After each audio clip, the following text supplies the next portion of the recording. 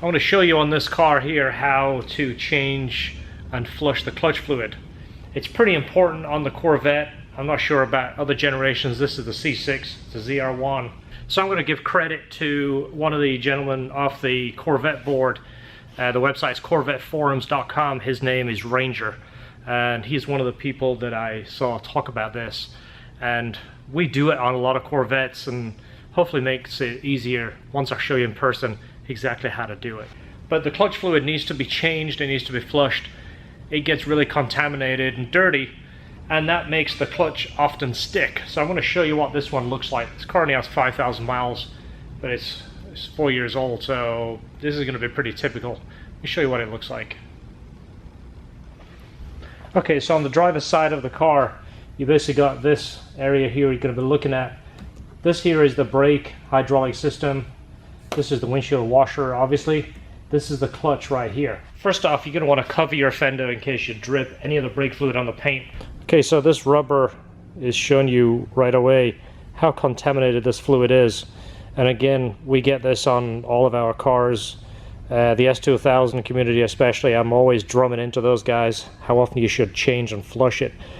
This is the reservoir right here. Look at the color of that stuff. It literally looks black. So what we're going to do is remove that fluid. I'm using a vacuum pump right here with a reservoir canister.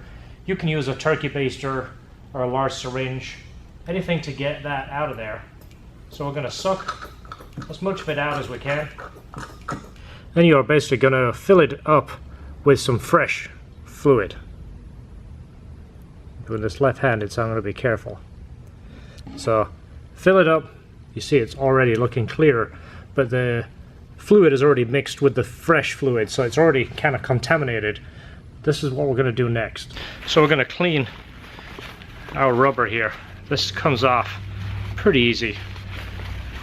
If this is in decent shape, it won't give you any problems. If it's really old and contaminated, if it looks like it's going to tear, go ahead and order a new one. This one is in good shape. This, you'll see how this goes, kind of play with it. It should fold back onto itself and look like that. Again, take all the junk out of there, get it nice and clean.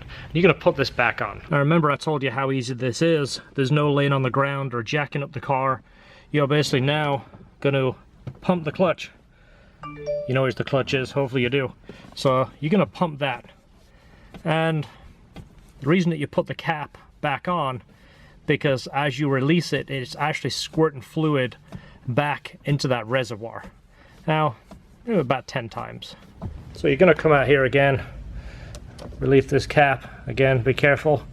And what you're going to see is, you see how dark it is? It's basically mixing the new fluid with the old fluid. As much of it out as we can. Fresh fluid. About 10 times. So this is the 4th time, and this is the fresh fluid going in. You can see how clean that is. Now let me go ahead and pump it, and I'll show you how much that contaminates. See, it's bringing more and more of that dirty fluid back to the reservoir. Basically what you're doing is flushing the system, bringing the dirty contaminated fluid and sucking it out and replacing it with fresh. Again, it's very, very easy, so just take your time. Do this as many times as you want. I'm a little OCD, so I might do this maybe 10 or 12 times until it goes completely clear. And then to maintain it, I would do it 2 or 3 times every oil change to keep that fluid nice and clean.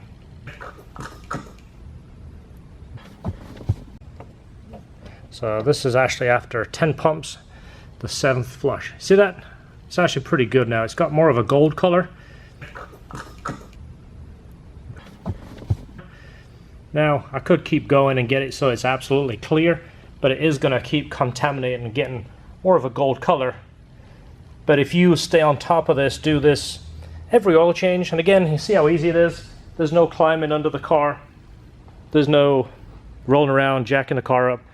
I usually put the door on the first click right there so I can crawl in and out of it. I'm not dragging my butt across the seat. It's pretty easy. So this is what you want to do. If you've got a Corvette friend, go and impress him. Go ahead and pop the hood and show him this and tell him that he needs to maintain it.